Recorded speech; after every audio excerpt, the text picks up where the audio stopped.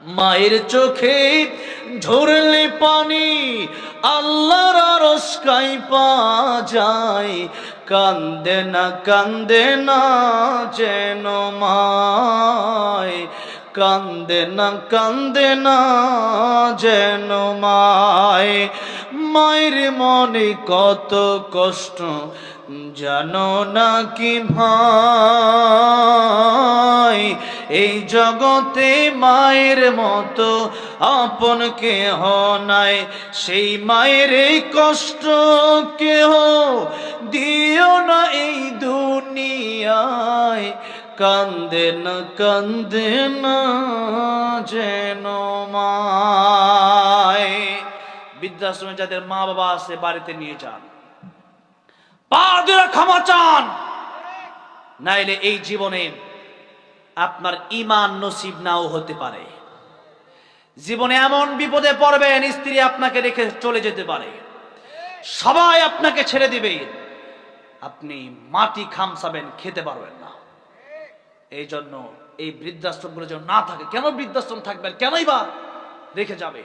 কিন্তু নবী বললেন, ও দুনিয়ার মানুষেরা, মা আর বাবার দিকে যদি একবার নেক নজর দিয়ে তাকাতে পারো, আমার আল্লাহ একটা কবুল হজের সওয়াব দেবেন।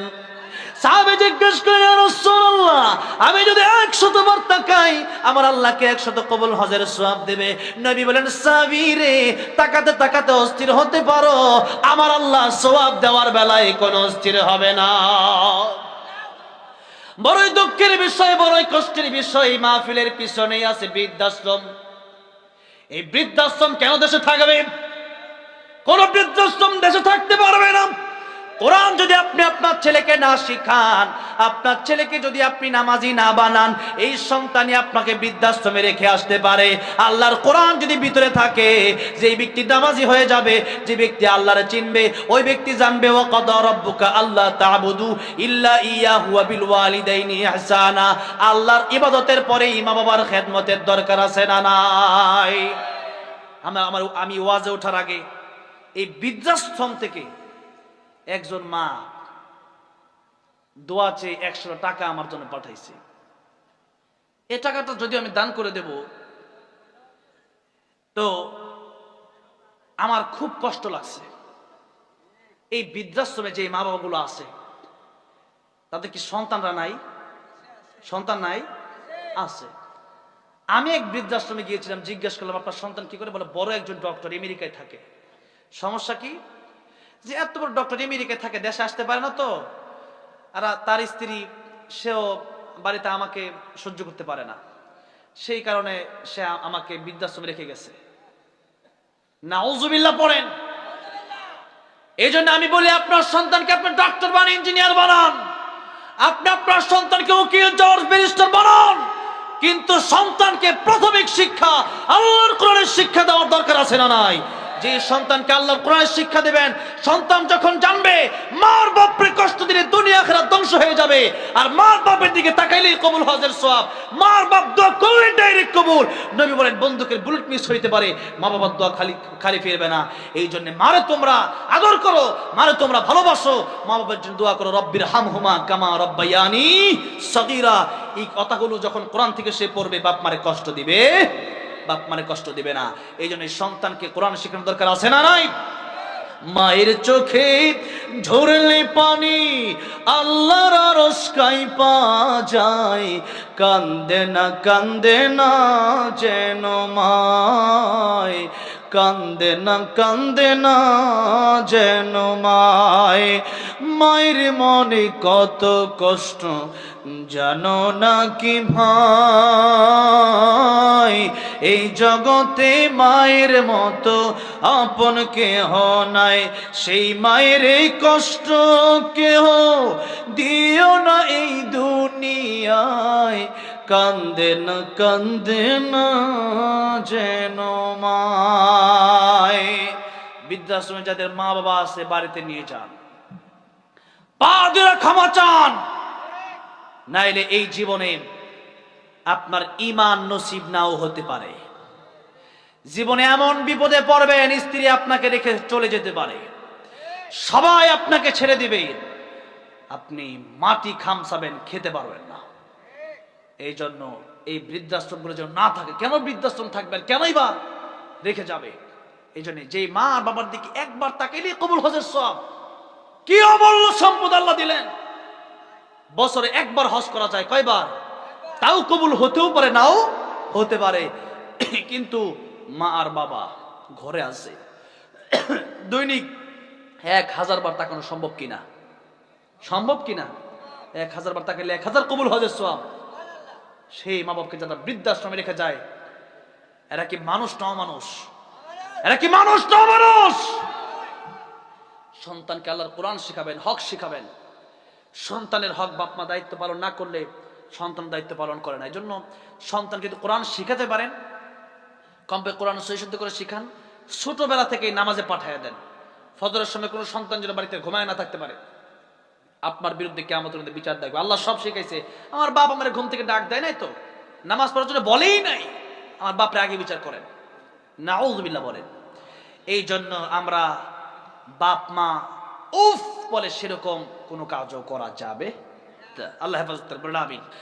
আমার মরণ আসিবে কখন কেউ তো জানি না, আমার মরণ আসিবে কখন কেউ তো জানে না। আমি মরে গেলে আমায় তোমরা ভুইলা যাইও না, আমি চলে গেলে আমায় তোমরা ভুইলা যাইও না। আমার মরণ আসিবে কখন কেউ তো জানে না, আমার মরণ আসিবে কখন কেউ তো জানে না। এই দুনিয়া চিরজীবন থাকার জায়গা না, অন্ধকার কবর যে আমার আসল ঠিকানা। সবাই রেখে আমায় চলে যাবে, সঙ্গী হবে না, সবাই রেখে আমায় চলে যাবে, সঙ্গী হবে না। আমার মরণ আসিবে কখন কেউ তো জানে না, আমার মরণ আসিবে কখন কেউ তো জানে না। এই জন্য আল্লাহ বলেন, ইন্না সাআতাতি আতুনাকাদু ফিহা লিতুজজা কুল্লু নাফসিন বিমা তাসআ। সূরা তাহা আল্লাহ বললেন, মৃত্যু আমি আল্লাহ গোপন রেখে দিয়েছি। কি রেখে দিয়েছি? গোপন রেখে দিয়েছি। কার মরণ কোথায় হবে, কখন হবে, কেউ জানে না। কারণ হলো মৃত্যুর প্রস্তুতি যেন ব্যক্তি 24 ঘন্টা নিয়ে রাখে। আল্লাহ রাব্বুল আলামিন বলেন, ইদা জাআজালুহুম লা ইস্তাখিরুনা সাআতাও ওয়া লা ইস্তাকদিমুন। মৃত্যুর সময় যখন হয়ে যাবে, 1 সেকেন্ড আগেও না পরেও না। মরণের সময় হয়ে গেলে মালাকুল মউত সাথে সাথে তোমার কাছে চলে যাবে, 1 মিনিট সময় তোমার দেওয়া হবে না।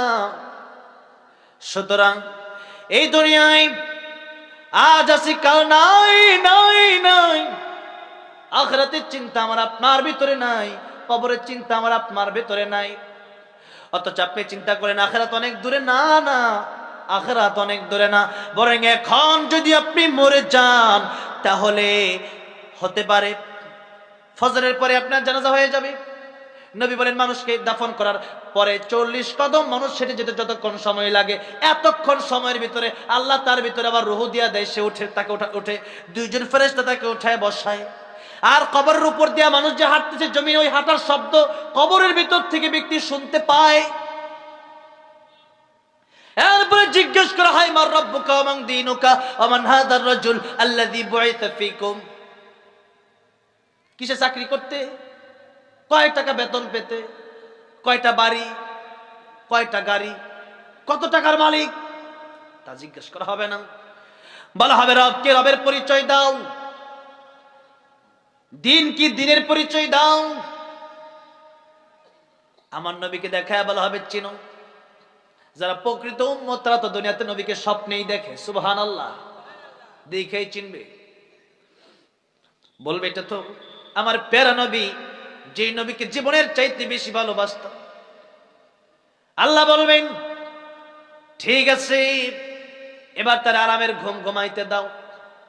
মিনিমাম 40,000 বছর এক একজন কবরবাসী ঘুমাবে, কেউ ঘুম ডিস্টার্ব করবে না। 40,000 বছর মিনিমাম। এরপরে ইসরাফিল আলাইহিস সালাম সিংহায় ফুৎকার দিবে। এরপরে সে বলবে, কে আমার ঘুম ভাঙালো? আল্লাহ বলবেন, সেই ওয়াদা আমার সত্য হয়েছে আজকে। আমি যে বলেছিলাম কিয়ামতের দিন আমি আল্লাহ কায়েম করব, শেষ বিচারের দিন, এরপরে আর কোনো দিন নাই। এরপরে জান্নাত জাহান্নাম। ফারিকুন ফিল জান্নাতি ওয়া ফারিকুন ফিস সাইর। আজকে তোমরা দুই দলে বিভক্ত হয়ে যাও। কি একটা আওয়ামী লীগ আর একটা বিএনপি নাকি? ফারিকুন ফিল জান্নাহ, একদল ডান দিকে জান্নাতে চলে যাও, ও ফারিকুন ফিস সাইর, আরেক দল জাহান্নামে চলে যাও। দুনিয়াতে কোন দল করতে তা দেখার টাইম নাই। কোরআন মানছো কিনা, সুন্নাহ মানছো কিনা, আমি আল্লাহকে ভালো লাগছে কিনা, আমি আল্লাহর দ্বীন মানছো কিনা, নবীর আদর্শ তোমার ভিতরে ছিল কিনা। যদি থাকে, ইয়া আইয়াতুহান নাফসুল মুতমাইন্না ইরজিই ইলা রাব্বিকি রাদিয়াতাম মারদিয়া ফাদখুলি ফি ইবাদি ওয়াদখুলি জান্নাতি। আল্লাহু আকবার। আমি তোমার প্রতি খুশি, চলে যাও জান্নাতে, তুমি আমার প্রিয় বান্দা, চলে যাও জান্নাতে। আর জাহান্নামের আযাব তো শুরু হবে। যে ব্যক্তি ইমানদার, তার কাছে 50,000 বছর এই কিয়ামতের দিন। নবী বলেন, এক ওয়াক্ত নামাজ থেকে পর্যন্ত এতটুকু সময়, এক ওয়াক্ত নামাজ পড়তে যতক্ষণ সময় লাগে ততক্ষণ সময়। আর কাফির বেঈমান 50,000 বছর দাঁড়ায় থাকবে, সময় শেষ হবে না। ওখান থেকে আযাব চলবে। একদিকে সূর্যের চাপ, মাথার মগজগুলো ভাতের মারের মতো টকবক টকবক করতে থাকবে। ওদিকে নিচে গরম, আরেকদিকে বাম হাতে আমলনামা সোজা দেওয়া হবে না, বরং পেছন দিক দিয়ে ড্রিল মেশিন ছিদ্র করে এরপরে হাত আনা হবে। এরপরে হাতের ভিতরে আমলনামা দেওয়া হবে। ইকরা কিতাবাক কাফা বিনাফসিকা আল-ইয়াওমা আলাইকা হাসিবা فمن يعمل مثقال ذرة خيرا يره ومن يعمل مثقال ذرة شرا يره। দেখবে যা করছে অল্প, এত অল্প, কলার একটা সুগলা ফেলছিল ওইটাও দেখবে, একজন মানুষকে পানি পান করাইছিল ওইটাও দেখতে পারবে, সব দেখতে পারবে। সে অবাক হয়ে যাবে, একটা ছোট আমল আমার বাদ যায় নাই। আমি যে ঘুমের ভিতরে স্বপ্ন দেখছিলাম ওইটাও এখানে লেখা। এটা কেমন কিতাব, এটা কেমন কিতাব। সেদিন মানুষ আফসোস করে বলবে, আমি যদি মানুষ না হয়ে কুকুর হতাম তাও তো ভালো ছিল, মানুষ না হয়ে যদি শুকর হতাম ভালো ছিল, মানুষ না যদি গরু হইতাম ভালো ছিল। জব করতো দুনিয়াতে আমারটা শেষ ছিল, জাহান্নাম আমার ভোগ করা লাগতো না। আমার ভাইরা, আমার মুরব্বী বাবাজিরা, এই জন্য আখিরাতের চিন্তা করেন, বয়সের কোনো হিসাব নাই। আর কখন মরবেন, আর 20 বছর পরে ভালো হব, এই চিন্তা করে কোনো লাভ নাই। আগামী রমজানে ভালো হব, আগামী শুক্রবারে ভালো হব, বিয়ের পরে ভালো হব না। আপনি বিয়ে করবেন তার গ্যারান্টি আছে, আপনি রমজান মাস পর্যন্ত বাঁচবেন সেই গ্যারান্টি আছে। নবীজি নিজেও দোয়া করে, আল্লাহুম্মা বারিক লানা ফি রজব ওয়া শাবান ওয়া বাল্লিগনা রমাদান। আল্লাহ আপনি আমার হায়াত বাড়ায় দেন, নবীজি নিজে দোয়া করতেছে। আর আপনার তো গ্যারান্টি নেই। নবীজি বলেন, ও সাহাবীরা, আমার কাছে মালাকুল মউত যদি আসে, অনুমতি নেওয়ার প্রয়োজন আছে, আছে না? আছে, আছে। মালাকুল মউত যখন এসেছিলেন তখন মালাকুল মউত দরজার বাইরে দাঁড়িয়ে ছিলেন। নবীজি বিছনায় শোয়া, নবীর প্রচন্ড জ্বর, ঘরের বাইরে থেকে সালাম দিচ্ছিলেন, আসসালামু আলাইকা ইয়া রাসূলুল্লাহ। নবীজি বলেন, ফাতেমা, ঘরের বাইরে কে যেন সালাম দিয়ে, একটু দেখো। দরজা খুলে দেখে এত বড়, যার মাথা আকাশে, যার পা জমিনে। ফাতেমা রাদিয়াল্লাহু আনহা বলেন, আব্বা, ও বাবা, এমন লোক আমি জীবনে দেখি নাই, এটা কেমন লোক আপনার সালাম দেয়, এটা কে? নবী বলেন, এটা মালাকুল মউত, দুনিয়ার সব সৎকর্তনকারী চলে এসেছে। তার মানে অনুমতি দিছে। বললেন, ফাতেমা, অনুমতি দিব না, আপনাকে নিয়ে যেতে আসছে। নবী বলেন, ফাতেমা, আমি অনুমতি না দিলে সে আসবে না, ঠিক, কিন্তু আমি নবী অনুমতি দিয়ে দিলাম, তারা আসতে বলো। নবী যে অনুমতি দিয়েছে, এরপরে আসছে। এরপরে এসে শুধু জান কবজ করে নাই, এসে বলি, ইয়া রাসূলুল্লাহ, আপনি যদি বলেন আপনার জান কবজ করব, আর না বললে আপনাকে আল্লাহ হায়াত দিবে। নবী বলেন, হাত্তা ইয়াতিয়ানি জিবরাইল, জিবরাইল আসার আগ পর্যন্ত তুমি অপেক্ষা করো। সুবহানাল্লাহ। জিবরাইল আসলেন, ইয়া রাসূলুল্লাহ, ইয়া হাবিবাল্লাহ, কি জন্য ডেকেছেন? ও জিবরাইল, আমি যাব না, থাকবো, লম্বা ঘটনা। জিবরাইল বলে, এই দুনিয়া কষ্টের জায়গা, আর পরকাল হলো আপনার জন্য। আমার আল্লাহ রাব্বুল আলামিনের সাথে দেখা হবে, জান্নাতে যাবেন, এটা আসল জায়গা। আর আল্লাহ আগে বলেছেন ইন্নাকা মাইয়িতু ওয়া ইন্নাহুম মাইয়িতুন কুল্লু মান আলাইহা ফান ওয়া ইয়াবকা ওয়াজহু রাব্বিকা যুল জালালি ওয়াল ইকরাম কুল্লু নাফসিন যায়িকাতুল মাউত সুম্মা ইলাইনা তুরজাউন। কত আয়াত বলবো। আল্লাহ আগে বলেছেন সবারই মৃত্যুবরণ করা লাগবে, এমনকি মালাকুল মউত আজরাইলেরও জান কবজ হবে, এমনকি মৃত্যুরও মৃত্যু হবে। সুবহানাল্লাহ। মরবে না একজন, তিনি কে? আল্লাহ। এবার বলেন ইয়া রাসূলুল্লাহ, ইয়া হাবিবাল্লাহ, যাওয়াই লাগবে আপনার, আজ নয় কাল। অনেক লম্বা ঘটনার মাঝখানে ঘটেছে, এগুলা বললে ঘন্টার পর ঘন্টা যাবে। নবী বললেন, শেষ মুহূর্তে নবী বললেন মালাকুল মউত এবার আমার জান কবজ করো। অনুমতি দিয়েছেন, যখন জান কবজ করা শুরু হলো তখন। এরপর নবীজি সাহাবায়ে কেরামদেরকে কি বলছেন শুনেন। নবীজি বলছেন, সাহাবীরা শোনো, আমি নবী, আমার কাছে মালাকুল মউত আজরাইল আসতে অনুমতি লাগবে। এরপরেও আমি নবী ডান দিকে সালাম ফিরায়া বাম দিকে সালাম ফেরাবো, এর গ্যারান্টি আমি নবীও দিতে পারবো না। নবী যদি এই গ্যারান্টি না দিতে পারেন, আমি আপনি দিতে পারবো? তাহলে বোঝা গেল যে আর 10-20 বছর বাঁচবো, 30 বছর বাঁচবো, রমজানে ভালো হবো, বিয়ে করার পর ভালো হবো, এগুলো ফালতু কথা, এগুলো কথার কোনো ভিত্তি নাই। তাই আল্লাহ বলেন, তোমরা 24 ঘন্টা ওয়াল টাইম তোমরা মৃত্যুর জন্য প্রস্তুতি নিয়ে থাকো। যে কোনো সময় মালাকুল মউত চলে যাবে, যে কোনো সময়, যে কোনো সময়। টাইম মালাকুল মউত চলে গেলে, মৃত্যুর গড়গড়া শুরু হয়ে গেলে আর তওবা কবুল হবে না। 2টার সময় আসে গেলে আর তওবা কবুল হবে না। সূর্য পশ্চিম দিকে উঠলে আর তওবা কবুল হবে না। আর যদি মৃত্যুর যন্ত্রণা শুরু হয়ে যায়, তখন আর তওবা কবুল হবে না। এই জন্য সময় যেহেতু আছে, এখনো পশ্চিম দিক থেকে সূর্য উঠে নাই, আর আমাদের মৃত্যুর যন্ত্রণা শুরু হয় নাই। এখন তওবা করার সুযোগ আছে না নাই? তওবা তাহলে কখন করবেন? এখনই করবেন, এখনই করতে হবে। রাজি আছি না নাই? আমরা তওবা করে বাড়িতে যাব, বলি ইনশাআল্লাহ।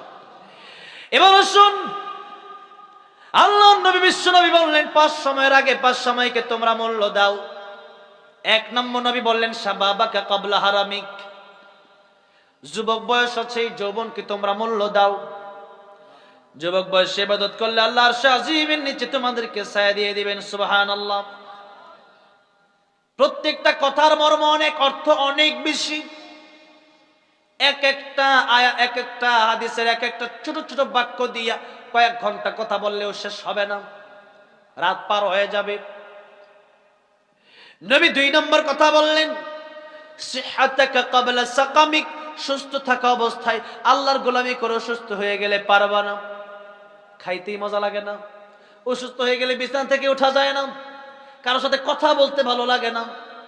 নবী বললেন 3 নম্বর গিনাকা ক্বাবলা ফাকারিক, টাকা পয়সা থাকলে ওই টাকা পয়সা আল্লাহর রাস্তায় দান করবা, ওই টাকা পয়সা হালাল রাস্তায় তুমি ব্যয় করবা, ওটাকে গনিমত মনে করবা। এটা মনে করবা টাকা আমি কামাইছি না, টাকা পয়সা যা তোমার দিছে সবই কে দিছে। 4 নম্বর ফারাগাকা ক্বাবলা শুগুলিক, অবসর থাকা অবস্থায় আল্লাহর গোলামি করে ব্যস্ত হয়ে গেলে পারবা না। 5 নম্বর হায়াতাকা ক্বাবলা মাউতিক, মরণের আগে যদি ভালো না হওয়া যায়, মরণের পরে আর ভালো হওয়ার কোনো সুযোগ নাই। এই জন্য মরণের আগে আমাদের ভালো হতে হবে। আল্লাহ মরণের আগে আমাদেরকে খাঁটি ইমানদার, খাঁটি মুসলমান বানায় দিও। জোরে বলেন আমিন। এই গেল ওয়াল আসরের কথা। এবার ইন্নাল ইনসানা লাফি খুসর। ধৈর্য আছে তো? আর মাত্র 8 মিনিট। কয় মিনিট? 8 মিনিট। আল্লাহ রাব্বুল আলামিন সময়ের কসম খেলেন। কসম খেয়ে আল্লাহ রাব্বুল আলামিন বলছেন ইন্নাল ইনসানা লাফি খুসর, পৃথিবীর সব মানুষ ক্ষতির সাগরে ডুবে আছে। কি ক্ষতির সাগরে কি করতেছে? ভাসছে না ডুবে আছে? ডুবে আছে।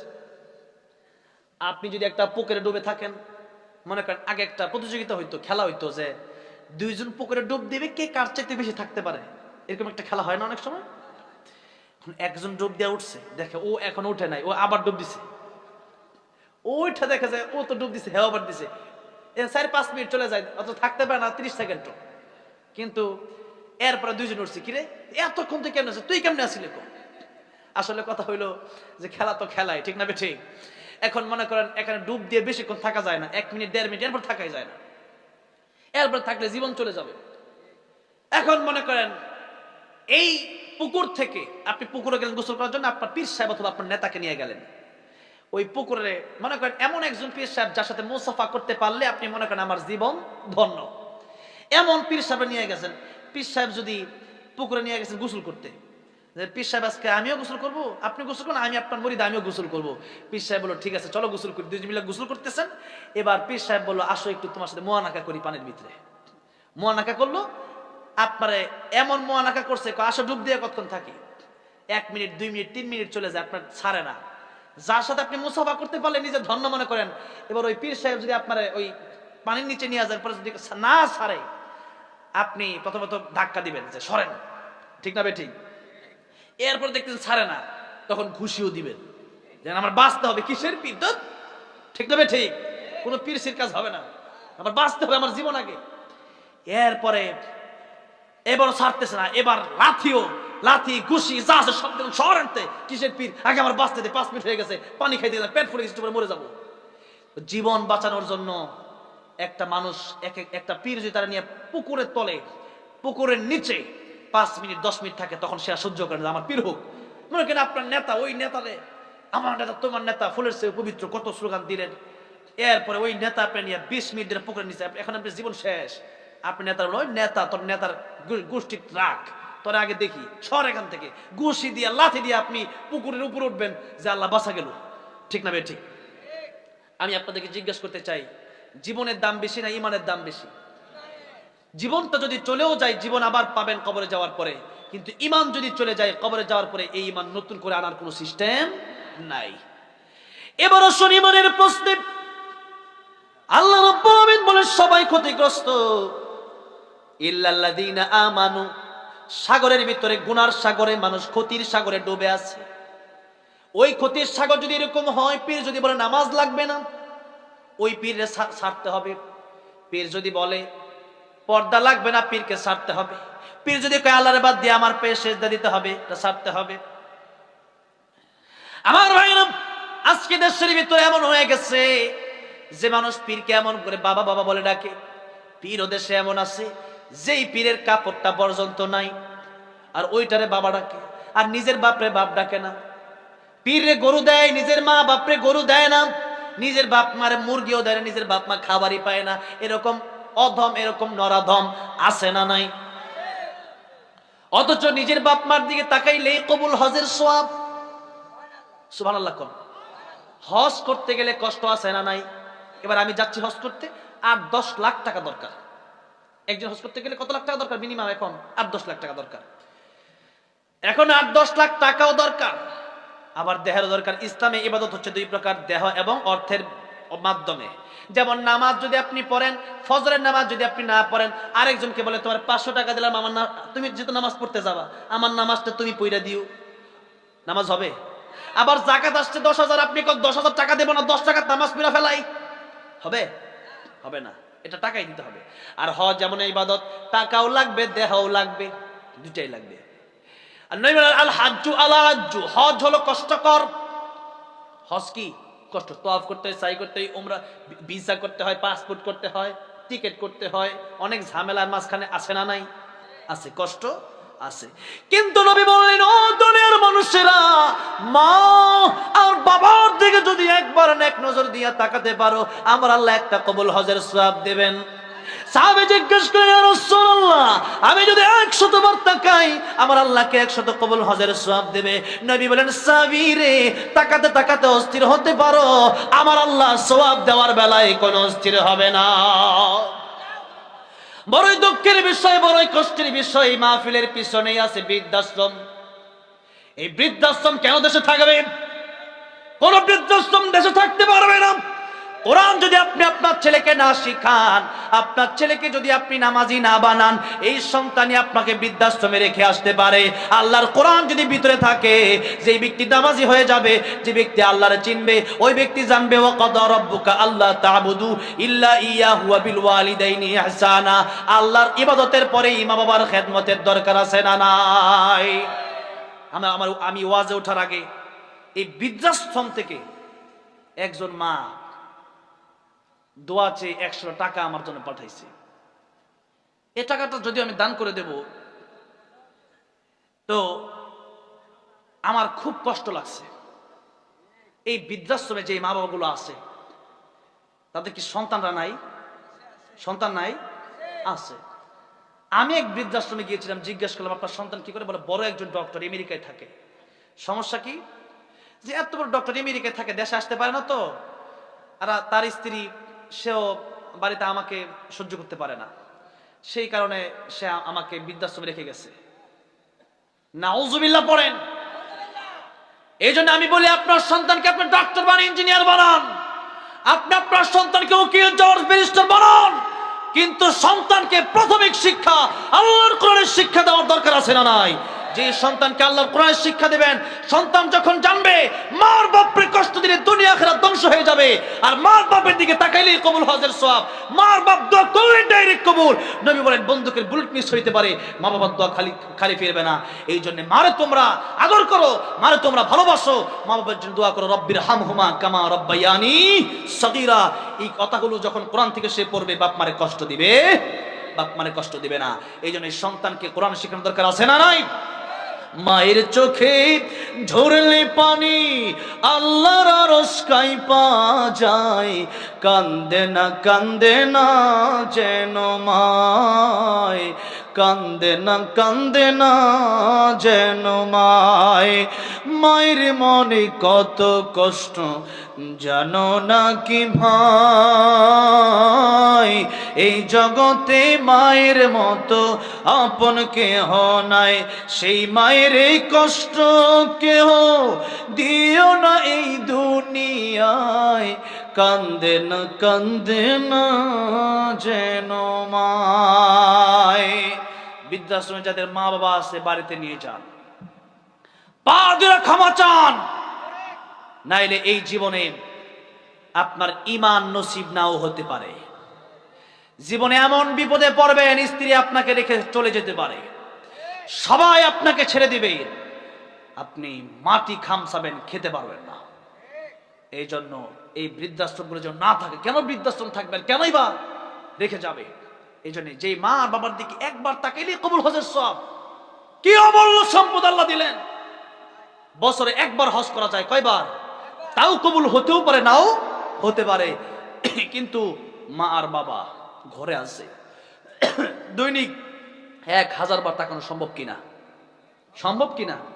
1000 বার তাকাইলে 1000 কবুল হজের সওয়াব। সেই মা বাবাকে যারা বৃদ্ধাশ্রমে রেখে যায়, এরা কি মানুষ না অমানুষ? এরা কি মানুষ না অমানুষ? সন্তানকে আল্লাহর কোরআন শিখাবেন, হক শিখাবেন। সন্তানের হক বাপ মা দায়িত্ব পালন না করলে সন্তান দায়িত্ব পালন করে না। এই জন্য সন্তানকে যদি কোরআন শিখাতে পারেন, কমপে কোরআন সহিশুদ্ধ করে শিখান, ছোটবেলা থেকেই নামাজে পাঠিয়ে দেন। ফজরের সময় কোনো সন্তান যেন বাড়িতে ঘুমায় না থাকতে পারে, আপনার বিরুদ্ধে কিয়ামতের মধ্যে বিচার দেখবে। আল্লাহ সব শিখাইছে। আমার বাপ আমার ঘুম থেকে ডাক দেয় নাই তো, নামাজ পড়ার জন্য বলেই নাই, আমার বাপরে আগে বিচার করেন, নাউযুবিল্লাহ বলেন। এই জন্য আমরা বাপ মা উফ বলে সেরকম কোনো কাজও করা যাবে। আল্লাহ হেফাজত করবেন। আমি বলতেছিলাম সব মানুষ ক্ষতিগ্রস্ত। চেয়েছিলাম 8 মিনিট, আর 2-3 মিনিট শেষ করে দিচ্ছি তর্জমা করে। অনেক সময় প্রায় 2 ঘন্টা, প্রায় 2.5 ঘন্টা হতে চলছে আলোচনা, কিন্তু শেষ হচ্ছে না। মন চাচ্ছে বেশি করে বলি, কারণ এই মানুষগুলো বেশি ইসলাম প্রিয়, ঠিক না বে ঠিক? আলহামদুলিল্লাহ, যশোর, এই সাতক্ষীরা, এই খুলনা, এই মানুষগুলো, এই যে স্লোগান, এই যে কথা, আমি যা ওয়াজ জানি আপনার তার চেয়ে কম জানেন না, কিন্তু আলহামদুলিল্লাহ। তো যাই হোক, আমার ভাই আবারও স্টেজে চলে এসছেন, অনেকগুলো স্লিপও আমার কাছে আসছে, এগুলো অনেক আবদার, অনেক অনুরোধ, এগুলো শোনাতে হবে, দেখি একটু একটু করে শোনানো যায় কিনা। তবে তর্জমা করে শেষ করছি। আল্লাহ বলেন যাদের ঈমান আছে, ঈমান রক্ষা করতে গিয়ে কেউ যদি বাধা হয়ে দাঁড়ায়, যদি আমার জীবন বাঁচানোর জন্য পীরকে আমরা ছাড়তে পারি, নেতাকে ছাড়তে পারি, ঈমান বাঁচানোর জন্য যদি কেউ বাধা হয়ে দাঁড়ায়, তাকে আমরা ছেড়ে দেব, ঠিক না বে ঠিক? সে যেই হোক না কেন। এরপর আল্লাহ বলেন ওয়া আমিলুস সালিহাত। ওয়া আমিলুস সালিহাত মানে কোরআনে যা আছে, নবীর জীবনে যা আছে, এটাই হলো ওয়া আমিলুস সালিহাত। আল্লাহর আদেশগুলো মেনে নেবেন, ফরজগুলো মেনে নেবেন, হারাম ছেড়ে দিবেন, এটাই হচ্ছে আল্লাহর ইবাদত, এটাই হচ্ছে আমিলুস সালিহাত, এটাই নেক আমল। 3 নাম্বার, নিজে করলে হবে না, নিজের সন্তান, নিজের স্ত্রী, নিজের ভাই, নিজের বোন, এলাকার অন্যান্য যারা আছে সবাইকে দাওয়াত দেওয়া, মসজিদে নিতে হবে। যারা কোরআন পারেন তাদেরকে কোরআন শেখাতে হবে। এরপরে এই কোরআন শিখাতে গেলে, নামাজ পড়তে গেলে, যেরকম নামাজ পড়তে গেলে শীত করে ফজরের সময়, শীত লাগে না? সে কনকনে শীত, এটাও লাগবে, কষ্ট হবে, কিন্তু আল্লাহ বলেন ধৈর্য ধরো, সবর, ধৈর্য ধরো। এরপরে কোরআনের কথা বলতে গেলে, ভালোভাবে বলতে গেলে জেল জুলুম হামলা মামলাও আসবে, আসছে না? আল্লামা সাইদি থেকে আল্লাহ মামুনুল হক আসছে না? ছাড় পায় নাই কেউ। তো এই যে হামলা মামলা জেল জুলুম এগুলো আসতে পারে, তবে এগুলোর ভেতরে ধৈর্য যারা ধরবে, যারা ধৈর্য ধারণ করবে, আল্লাহ বলেন এদের জন্য আমার সুসংবাদ হলো জান্নাত। সবচেয়ে কম, সবচেয়ে ছোট জান্নাত হবে 10 দুনিয়ার চাইতে বড়, সুবহানাল্লাহ।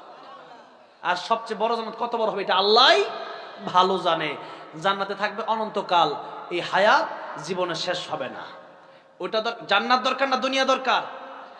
এই 40-50 বছর এটা কোনো জীবনই না।